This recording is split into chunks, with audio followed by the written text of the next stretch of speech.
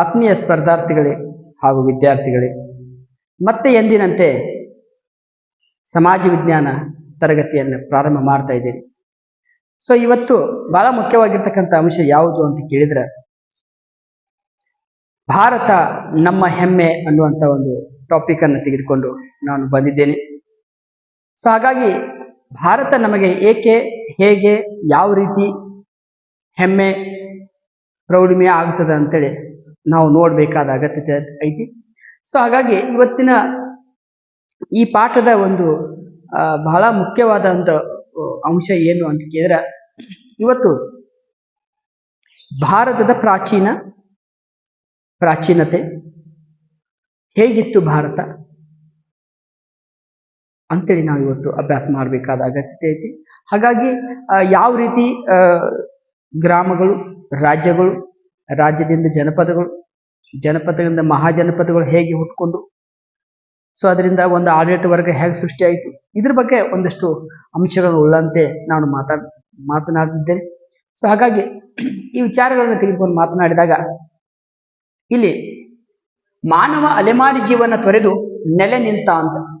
ಮಾನವ ಒಂದು ಕಡೆಯಿಂದ ಮತ್ತೊಂದು ಕಡೆ ಆತ ಚಲಿಸುವ, ಒಂದು ಊರಿಂದ ಮತ್ತೊಂದು ಊರಿಗೆ ಹೋಗುವ ಎಲ್ಲಾ ಕ್ರಿಯಾ ಚಟುವಟಿಕೆಗಳನ್ನು ಬಂದ್ ಮಾಡಿ ನಿಲ್ಲಿಸಿ ಆತ ಏನ್ ಮಾಡ್ತಾರೆ ಅಂದ್ರೆ, ಒಂದೇ ಸ್ಥಳದಲ್ಲಿ ನೆಲೆ ನಿಂತು ಆತ ಮಾಡಿದ್ದು ಏನಪ್ಪಾ ಅಂತ ಕೇಳಿದ್ರೆ, ಅಲ್ಲಿ ಕೃಷಿ ಮಾಡ್ತಾನ. ಕೃಷಿಯಿಂದ ಉತ್ಪಾದನೆ ಆಗ್ತದೆ, ಉತ್ಪಾದನೆ ತಾನು ಬಳಸ್ತಾನ, ಬೇರೆಯವರಿಗೂ ಅದನ್ನ ಕೊಡ್ತಾ ಹೋಗ್ತಾನ. ಸೊ ಈ ನಿಟ್ಟಿನೊಳಗ ಆತನ ಕ್ರಿಯಾ ಚಟುವಟಿಕೆಗಳು ನೆಲೆ ನಿಲ್ಲುವಂತೆ ಮಾಡ್ತಾವ. ಪಶುಪಾಲನೆಯೂ ಸಹ ಆತನಿಗೆ ಸಹಕಾರಿಯಾಗ್ತದೆ. ಪಶುಗಳು ಆತನ ಜೀವನಾಡಿ ಆಗ್ತವ. ಸೊ ಇದನ್ನೆಲ್ಲವೂ ನಾವು ಇವತ್ತು ಗಮನಿಸಿದಾಗ, ಮಾನವ ಈ ರೀತಿ ನೆಲೆ ನಿಂತು ಅಲೆಮಾರಿ ಜೀವನವನ್ನ ತೊರಿತಾನೆ. ಗ್ರಾಮಗಳು ಕೂಡಿ ರಾಜ್ಯವಾಯಿತು, ರಾಜ್ಯಗಳು ಸೇರಿ ಸಾಮ್ರಾಜ್ಯವಾಗ್ತದೆ. ಸಣ್ಣ ಸಣ್ಣ ಗ್ರಾಮಗಳು ಕೂಡಿ ರಾಜ್ಯವೇ ಸೃಷ್ಟಿಯಾಗ್ತದೆ. ರಾಜ್ಯಗಳು ಸೃಷ್ಟಿಯಾಗಿ ಅಥವಾ ರಾಜ್ಯಗಳು ಒಂದುಗೂಡಿ ಸಾಮ್ರಾಜ್ಯವೇ ಸೃಷ್ಟಿಯಾಗ್ತದೆ. ಹಾಗೆ ಜನಪದವು ಸೇರಿ ಅಥವಾ ಜನಪದಗಳು ಸೇರಿ ಒಂದು ಜನಪದ ಜೊತೆಗೆ ಮತ್ತೊಂದು ಜನಪದ ಅಥವಾ ಹಲವಾರು ಜನಪದಗಳು ಸೇರಿ ಮಹಾಜನಪದವಾಗಿ ವಿಕಾಸ ಹೊಂದಿತು ಅಂತೇಳಿ ನಾವು ನೋಡ್ತೀವಿ. ಸೊ ಒಟ್ಟಿನಲ್ಲಿ ಹೇಳಬೇಕಾದ್ರೆ, ಒಂದು ಸಣ್ಣ ಭಾಗ ಮತ್ತೊಂದು ಸಣ್ಣ ಭಾಗ ಕೂಡಿ ದೊಡ್ಡ ದೊಡ್ಡ ಮಹಾಜನಪದಗಳು, ಸಾಮ್ರಾಜ್ಯಗಳು ಉದಯಿಸಿದ್ದರ ಒಂದು ಮಾಹಿತಿ ಈ ಪಾಠದಲ್ಲಿ ನಾವು ನೋಡ್ತೀವಿ. ನಂತರ ಇಲ್ಲಿ ಭಾರತದ ಬಗ್ಗೆ ಮಾತಾಡ್ತಾ ಇದ್ದೀವಿ. ಭರತಖಂಡ, ಹಿಂದೂಸ್ತಾನ, ಇಂಡಿಯಾ, ಜಂಬೂ ದ್ವೀಪ ಅಂತೇಳಿ ಹಲವು ಹೆಸರುಗಳು ಭಾರತ ದೇಶಕ್ಕೆ ಇವೆ. ಸೊ ಅವು ಹೇಗೆ ಬಂದು ಅಂತ ನೋಡಿದಾಗ ಅವ್ರು ಹೇಳ್ತಾರೆ, ಭಾರತ ದೇಶದಲ್ಲಿ ಒಬ್ಬ ವೃಷಭನಾಥ ಅಂತಿದ್ದ. ಆತನಿಗೆ ಒಬ್ಬ ಮಗ ಇದ್ದ. ಆತನ ಹೆಸರು ಏನಪ್ಪಾ ಅಂದ್ರೆ ಭರತ ಅಂತ. ಆ ಭರತ ಅನ್ನುವಂಥ ವ್ಯಕ್ತಿ ವೃಷಭನಾಥನ ಮಗ ಭರತ ಅಂತಿದ್ದ. ಆತ ರಾಜನಾಗಿದ್ದ.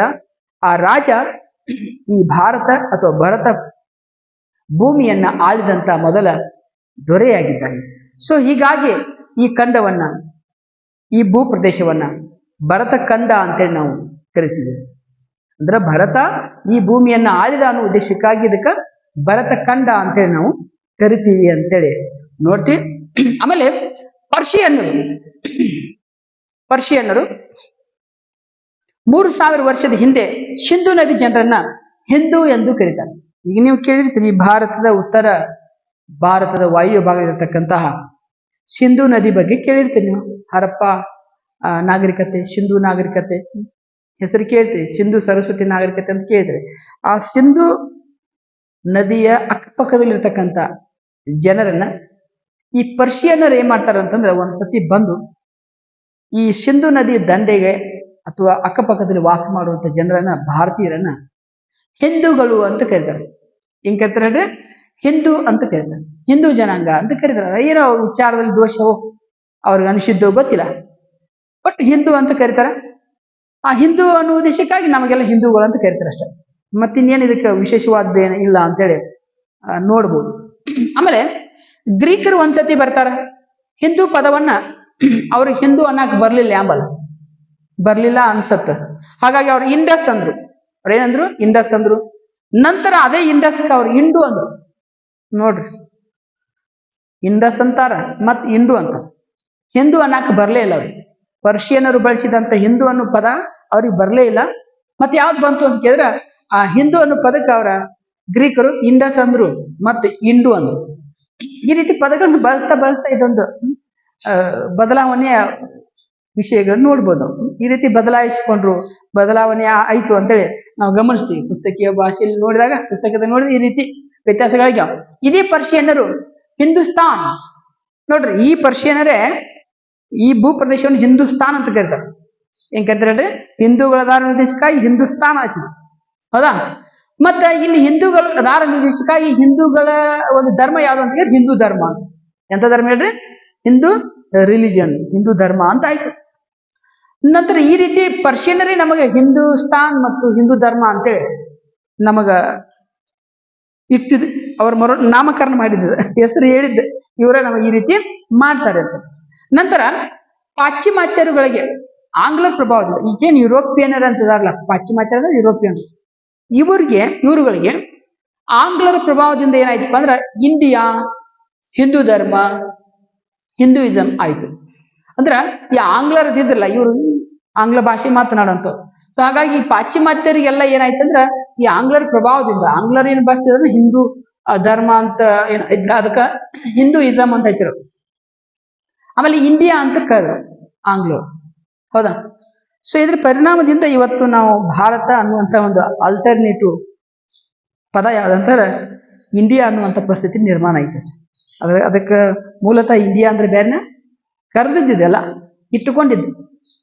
ಬೇರೆ ಬೇರೆ ಭೂ ಪ್ರದೇಶದಿಂದ ಬಂದಂತ ಪಾಶ್ಚಿಮಾತ್ಯರು, ನಾಡಿನಿಂದ ಬಂದಂತ ಆಂಗ್ಲರು ಇಟ್ಟಿದ್ದು ನಮಗೆ ಇಂಡಿಯಾ ಅನ್ನುವಂಥದ್ದು, ಹಿಂದೂಯಿಸಮ್ ಇರ್ಬೋದು, ಎಲ್ಲ ಈ ರೀತಿ ಪದಗಳನ್ನು ಬಳಸಿದ್ದರು ಆಂಗ್ಲ ಭಾಷೆ. ಸೊ ನೋಡ್ತಿ, ಇಷ್ಟೆಲ್ಲ ನಾವು ಬದಲಾವಣೆ ನೋಡ್ತೀವಿ. ನಂತರ ಭಾರತದ ಅನ್ಯೋನ್ಯತೆ ಪರಿಚಯಿಸಿದ ಯುರೋಪಿಯನ್ನರು ಯಾರು ಅಂತ ಅಂದ್ರೆ ಭಾರತ ಇರ್ತಕ್ಕಂಥ ಸಂಸ್ಕೃತಿ, ಇಲ್ಲಿರ್ತಕ್ಕಂಥ ವೈಭವತೆ, ಇಲ್ಲಿರ್ತಕ್ಕಂಥ ಒಂದು ವ್ಯಾಲ್ಯೂ ಏನೈತಿ ಅಂತೇಳಿ ತಿಳಿಸಿಕೊಟ್ಟಂತ ಮೊದಲು ಯಾರಪ್ಪ ಅಂದ್ರ ವಿಲಿಯಂ ಜೋನ್ಸ್ ಅನ್ನುವಂಥ ಆಂಗ್ಲ ವ್ಯಕ್ತಿ. ಈತ ಸುಪ್ರೀಂ ಕೋರ್ಟ್ನೊಳಗೆ ನ್ಯಾಯಾಧೀಶನಾಗಿದ್ದ. ಬ್ರಿಟಿಷರ ಕಾಲಾವಧಿಯೊಳಗೆ ನ್ಯಾಯಾಧೀಶನಾಗಿದ್ದ. ಬಹಳ ಮೇಧಾವಿಯಾಗಿದ್ದ, ಬುದ್ಧಿಜೀವಿಯಾಗಿದ್ದ. ಅಷ್ಟೇ ಅಲ್ಲ, ಈತ ಪಾಂಡಿತ್ಯಪೂರ್ಣ ವ್ಯಕ್ತಿಯಾಗಿದ್ದ ಅಂತೇಳಿ ನೋಡಿ. ಸಂಸ್ಕೃತ ಕಲ್ತಿದ್ದ, ಭಾರತಕ್ಕೆ ಬಂದ ಸಂಸ್ಕೃತವನ್ನ ಚೆನ್ನಾಗಿ ಅರ್ಥ ಮಾಡಿಕೊಂಡಿದ್ದ, ಕಲ್ತಿದ್ದ ಅಂತೇಳಿ ನೋಡ್ತೀವಿ. ನಂತರ ಈತ 1784ರಲ್ಲಿ ಭಾರತದಲ್ಲಿ ಒಂದು ಸಂಸ್ಥೆಯನ್ನು ಸ್ಥಾಪನೆ ಮಾಡ್ತಾನೆ. ಅದು ಯಾವ್ದು ಅಂತ ಹೇಳಿ ಏಷ್ಯಾಟಿಕ್ ಸೊಸೈಟಿ ಅಂತ ಹೆಸರು ಹೇಳ್ರಿ. ಏಷ್ಯಾಟಿಕ್ ಸೊಸೈಟಿ ಅಂತ. ಈ ಏಷ್ಯಾಟಿಕ್ ಸೊಸೈಟಿನ ಸ್ಥಾಪನೆ ಮಾಡಿ ಭಾರತದಲ್ಲಿ ಇರ್ತಕ್ಕಂಥ ಬಹಳ ಮುಖ್ಯವಾಗಿರ್ತಕ್ಕಂಥ ಒಂದಷ್ಟು ಗ್ರಂಥಗಳನ್ನ ಆಂಗ್ಲ ಭಾಷೆಗೆ ತರ್ಜುಮೆ, ಟ್ರಾನ್ಸ್ಲೇಟ್, ಅನುವಾದ ಮಾಡ್ತಾನಾತ, ಹೌದಾ? ಈ ಕೆಲಸಗಳನ್ನ ಈತ ಬಹಳ ಚೆನ್ನಾಗಿ ಮಾಡ್ತಾನೆ. ಮತ್ತೆ ಈ ಏಷ್ಯಾಟಿಕ್ ಸೊಸೈಟಿಗೆ ಮುಂದೆ ಹೋಗಿ 1832 ಒಂದು ಬೇರೆ ಹೆಸರು ಕೊಡ್ತಾರೆ, ಏಷ್ಯಾಟಿಕ್ ಸೊಸೈಟಿ ಆಫ್ ಬೆಂಗಾಲ್ ಅಂತ. ಏಷ್ಯಾಟಿಕ್ ಸೊಸೈಟಿ ಆಫ್ ಬೆಂಗಾಲ್ ಅನ್ನುವಂತ ಮರುನಾಮಕರಣ ಮಾಡ್ತಾರೆ.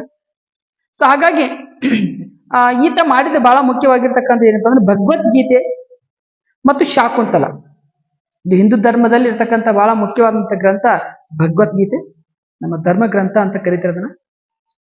ಆಮೇಲೆ ಶಾಕುಂತಲ ನೀವೆಲ್ಲ ಕೇಳ್ತೀರಿ, ಈತ ಕಾಳಿದಾಸ ಬಹಳ ಚೆನ್ನಾಗಿರ್ತಕ್ಕಂಥ ಒಂದು ಕೃತಿ ಬರೆದಾನ, ಶಾಕುಂತಲ ಅಂತ, ಅಭಿಜ್ಞಾನ ಶಾಕುಂತಲ ಅಂತ.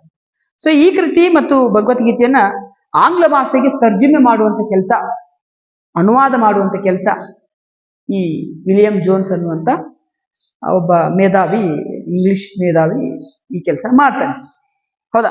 ಇಷ್ಟು ಏನಪ್ಪಾ ಅಂತ ಕೇಳಿದ್ರೆ ಇದು ಭಾರತದ ಒಂದು ಹೆಮ್ಮೆಯ ವಿಚಾರಗಳನ್ನು ನಾವಿಲ್ಲಿ ಆರಂಭದಲ್ಲಿ ನೋಡ್ತಾ ಹೋಗ್ತೀವಿ. ಇಷ್ಟೆಲ್ಲ ನಾವು ಗಮನಿಸಿದಾಗ ಭಾರತದ ಒಂದು ವೈಭವತೆ ನಮಗೆ ಅರ್ಥ ಆಗ್ತದೆ. ಭಾರತದಲ್ಲಿ ಕೆಲವೊಂದಷ್ಟು ಪ್ರಾಚೀನ ನಗರಗಳು ಉಂಟು. ಆ ನಗರಗಳು ಯಾವುವು ಅಂತ ನೋಡಿದಾಗ ಸೊ ಅವುಗಳಿಗೆ ಬೇರೆ ರೀತಿ ಹೆಸರುಗಳನ್ನು ಕೊಡ್ತಾ ಬರ್ತಾರೆ. ಪ್ರಾಚೀನ ನಗರಗಳಿಗೆ ಹೆಸರನ್ನು ಬದಲಾಯಿಸಿ ಮರುನಾಮಕರಣ ಮಾಡುವಂತಹ ಒಂದಷ್ಟು ಕೆಲಸಗಳಲ್ಲಿ ಆಗಿದಾವೆ. ಆ ಪ್ರಾಚೀನ ನಗರಗಳ ಹೆಸರು ಏನಿದ್ದು ಮತ್ತು ಇತ್ತೀಚೆಗೆ ಅವುಗಳ ಹೆಸರು ಏನು ಅಂತ ನಾವು ನೋಡ್ಕೊಬಹುದು. ಸೊ ನೋಡಿದಾಗ ಭಾರತ ಪ್ರಾಚೀನ ನಗರಗಳ ಮರುನಾಮಕರಣ ಅಂತಂದಾಗ ಮಗಧ್ ಅಂತ ಹೌದಾ. ನಂತರ ಇದೇ ಭೂಪ್ರದೇಶದಿಂದ ಮೊದಲ ಬಾರಿಗೆ ಆಳ್ವಿಕೆಯನ್ನು ಪ್ರಾರಂಭ ಮಾಡಿದ್ರು. ಸೊ ಈ ಮಗಧ್ ಪ್ರದೇಶವೇ ಇವತ್ತು ಏನಾಗಿದೆ ಅಂದ್ರೆ ಬಿಹಾರ್ ಅಂತೇಳಿ ಮರುನಾಮಕರಣಗೊಂಡಿದೆ. ಅದೇ ರೀತಿ ಕಳಿಂಗ ಅಂತ ಈ ಸದ್ಯ ನಾವೇನು ಒಡಿಸ್ಸಾ ಅಂತ ಕರಿತಿಲ್ಲ, ಅದರ ಪೂರ್ವ ಹೆಸರು ಏನಂತ ಅಂದ್ರೆ ಕಳಿಂಗ. ಅದೇ ರೀತಿ ಚೇರ ಅಂತಂದ್ರೆ ಈ ಸದ್ಯ ನಾವು ನೋಡುವಂತಹ ಕೇರಳಕ್ಕ ಮೊದಲ ಚೇರ ಅಂತ ಕರಿತಿದ್ರು. ಇಂದ್ರಪ್ರಸ್ಥ ಭಾರತದ ರಾಜಧಾನಿ, ರಾಷ್ಟ್ರೀಯ ರಾಜಧಾನಿ ದೆಹಲಿಯನ್ನ ಮೊದಲು ಇಂದ್ರಪ್ರಸ್ಥ ಅಂತ ಕರಿತಿದ್ರು. ಅದೇ ರೀತಿ ಪ್ರಯಾಗ್ರಾಜ್ ಉತ್ತರ ಪ್ರದೇಶದಲ್ಲಿರ್ತಕ್ಕಂಥ ಪ್ರಯಾಗ್ರಾಜನ್ನ ಪ್ರಸ್ತುತ ಅಲಹಾಬಾದ್ ಅಂತ ಕರೀತಾರೆ. ಮತ್ತೆ ಅದಕ್ಕೆ ಈಗ ಮತ್ತೆ ಏನ್ ಮಾಡ್ತಾರಪ್ಪ ಪ್ರಯಾಗ್ರಾಜ ಅಂತಾನೆ ಅದನ್ನು ಗುರುತಿಸ್ತಾರೆ. ಇದೆಲ್ಲವೂ ನೋಡಿದಾಗ ಪ್ರಾಚೀನ ನಗರಗಳ ಒಂದು ಹೆಸರುಗಳು ಇತ್ತೀಚೆಗೆ ಒಂದಷ್ಟು ದಿನಗಳ ಹಿಂದೆ ಚೇಂಜ್ ಆಗ್ಯಾವ. ಮತ್ತು ಪೂರ್ತಿ ಪ್ರೆಸೆಂಟ್ನ ಇತ್ತೀಚೆಗೆನ ಇವು ಒಂದಿಷ್ಟು ದಿನಗಳ ವರ್ಷಗಳಾಗಿ ಹೋಗ್ಯಾವ, ಹಲವು ವರ್ಷಗಳಾಗಿ ಹೋಗಿಲ್ಲ. ಇಲ್ಲಿ ಹಂಗಲ್ಲ, ಇತ್ತೀಚೆಗೆನ ಇವ್ನು ಚೇಂಜ್ ಮಾಡಿರ್ತಕ್ಕಂಥ ಒಂದಷ್ಟು ನಗರಗಳ ಹೆಸರು ಅದಾಗಿ ಎಂತ ಅಂತಂದ್ರೆ ಈ ಮದ್ರಾಸ್. ಈಗಲೂ ನಾವು ನೋಡ್ಬೇಕಾರೆ ನಾವು ಚೆನ್ನೈದೊಳಗ ಮದ್ರಾಸ್ ಯೂನಿವರ್ಸಿಟಿ ಅಂತೇಳಿ ನೋಡ್ತೀವಿ. ಆ ಯೂನಿವರ್ಸಿಟಿ ಹೆಸರು ಇನ್ನೂ ಚೇಂಜ್ ಆಗಿಲ್ಲ, ಚೆನ್ನೈ ಯೂನಿವರ್ಸಿಟಿ ಆಗಿಲ್ಲ, ಮದ್ರಾಸ್ ಯೂನಿವರ್ಸಿಟಿ ಅಂತಾನೆ ಅದ. ಹಾಗಾಗಿ ಮದ್ರಾಸ್ ಅನ್ನುವಂತ ಈ ಒಂದು ನಗರದ ಹೆಸರನ್ನ ಇತ್ತೀಚೆಗೆ ಚೆನ್ನೈ ಅಂತೇಳಿ ನಾವು ಬದಲಾಯಿಸಿದನ್ನು ಗಮನಿಸ್ತೀವಿ. ಅದೇ ರೀತಿ ಗುಜರಾತ್ ಒಳಗೆ ಬರೋಡಾ ಅಂತಿತ್ತು, ಅದನ್ನ ಇವತ್ತು ವಡೋದರ ಅಂತ ಮಾಡಿದಾರ. ಬೊಂಬಾಯಿ ಅಂತ ಈಗ ಕೇಳ್ತೀರಿ, ಮಹಾರಾಷ್ಟ್ರದ ರಾಜಧಾನಿ ಮುಂಬೈ ಅಂತ ಹೆಸರು ಕೇಳ್ತೀರಿ. ಈ ಮುಂಬೈನ ಮೊದಲ ಹೆಸರು ಏನಪ್ಪ ಅಂದ್ರೆ ಬೊಂಬಾಯಿ. ಅದೇ ರೀತಿ ಭಾರತದ ಒಂದು ಕೇಂದ್ರಾಡಳಿತ ಪ್ರದೇಶ ಪೋರ್ಟ್ ಬ್ಲೇರ್ ಅಂತ ಹೆಸರು ಕೇಳ್ತೀರಿ. ಇದು ಇತ್ತೀಚೆಗೆ ಶ್ರೀ ವಿಜಯಪುರಂ ಅಂತೇಳಿ ಅದನ್ನ ಚೇಂಜ್ ಮಾಡಿದ್ದಾರೆ. ಶ್ರೀ ವಿಜಯಪುರಂ ಅಂತೇಳಿ ಅದನ್ನ ಚೇಂಜ್ ಅಂದ್ರೆ ಏನ್ ಹೇಳಾಯ್ತಂದ್ರೆ ಇದು ಇತ್ತೀಚೆಗೆ 2024 ಇದನ್ನ ಶ್ರೀ ವಿಜಯಪುರಂ ಅಂತೇಳಿ ಚೇಂಜ್ ಮಾಡಿದ್ದಾರೆ. ಸೊ ಒಟ್ಟಿನಲ್ಲಿ ನಾವು ನೋಡಿದಾಗ ಈ ರೀತಿ ಪ್ರಾಚೀನ ಒಂದಷ್ಟು ನಗರಗಳ ಹೆಸರನ್ನು ಇತ್ತೀಚೆಗೆ ಮತ್ತು ಬಹಳ ವರ್ಷಗಳ ಹಿಂದೆ ಒಂದಷ್ಟು ಚೇಂಜ್ ಆಗಿದ್ದರ ಒಂದಷ್ಟು ಮಾಹಿತಿ ನಾವಿಲ್ಲಿ ನೋಡ್ತೀವಿ. ಇದೆಲ್ಲ ಕೇಳ್ತೀವಿ. ಮೊದಲು ಕಾಶಿ ಅಂತಿತ್ತು, ಅದನ್ನು ವಾರಾಣಸಿ ಅಂತ ಮಾಡ್ರು. ಕಾಶಿ ಅಂತಿತ್ತು, ಅದನ್ನು ಬನಾರಸ್ ಅಂತ ಮಾಡ್ರು. ಆಮೇಲೆ ಇತ್ತೀಚೆಗೆ ಅದಕ್ಕೆ ವಾರಾಣಸಿ ಅಂತ ಕರೀತಾರೆ. ಹಿಂಗ ಒಂದು ನಗರದ ಹೆಸರನ್ನು ಪದೇ ಒಂದಿಷ್ಟು ಅವಧಿ ಒಳಗೆ ಚೇಂಜ್ ಮಾಡಿದ್ದರ ಒಂದು ಮಾಹಿತಿ ನಾವು ನೋಡ್ಕೊಬಹುದು. ಒಟ್ಟಿನಲ್ಲಿ ಇಷ್ಟೆಲ್ಲ ನಾವು ಇವತ್ತು ಮಾತನಾಡಿದಾಗ ಇವತ್ತಿನ ಒಂದು ಮುಖ್ಯವಾದ ಅಂಶ ಏನು ಅಂತ ಕೇಳಿದ್ರೆ, ಭಾರತದಲ್ಲಿ ಇರ್ತಕ್ಕಂಥ ಒಂದಷ್ಟು ನಗರಗಳು, ಒಂದಷ್ಟು ಭೂಪ್ರದೇಶ ಬಹಳ ಹೆಮ್ಮೆ ಪಡುವಂತಹ, ಪ್ರೌಢಮೆ ಹೊಂದುವಂತಹ ಒಂದಷ್ಟು ಅಂಶಗಳನ್ನ ಈ ಪಾಠದಲ್ಲಿ ನೋಡ್ತೀವಿ. ಇವೆಲ್ಲವೂ ಮುಂಬರುವ GPSTR PSTR ಪರೀಕ್ಷೆಗಳಿಗೆ ಬಹಳ ಹೆಲ್ಪ್ಫುಲ್ ಆಗುವಂತ ಮಾಹಿತಿಗಳೇ ಅಂತೇಳಿ ನಾನು ಭಾವಿಸಿದ್ದೇನೆ. ಹಾಗಾಗಿ ಎಲ್ಲ ನನ್ನ ಸಹೋದ್ಯೋಗಿ ಮಿತ್ರರು ಇದರ ಸದುಪಯೋಗ ತಗೋಬೇಕು ಅಂತ ಹೇಳ್ತಾ ನಾನು ಇವತ್ತಿನ ತರಗತಿಯನ್ನ ಮುಗಿಸ್ತಾ ಇದ್ದೇನೆ. ಹಾಗಾಗಿ ಎಲ್ಲರಿಗೂ ನಮಸ್ಕಾರಗಳು, ಶುಭ ಸಂಜೆ.